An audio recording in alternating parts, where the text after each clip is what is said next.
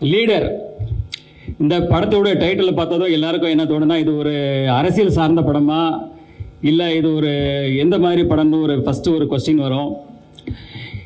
இது இந்த படத்தில் ஒரு அரசியல் சார்ந்த காட்சிகளோ இல்லை அரசியல் சார்ந்த ஒரு வசனங்களோ ஒரு துளி கூட இதில் கிடையாது. இது முழுக்க முழுக்க ஒரு கமர்ஷியல் என்டர்டைன்மெண்ட் ஃபிலிம்.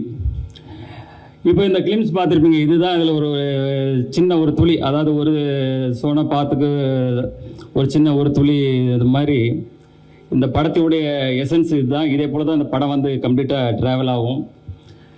இந்த படத்துடைய ஸ்டோரி பார்த்தீங்கன்னா, ஒரு சாதாரண ஒரு இன்னசென்டான ஒரு அப்பா பிள்ளை, அவங்க ஒரு சந்தோஷமான வாழ்க்கையை வாழ்ந்துட்டு இருக்காங்க.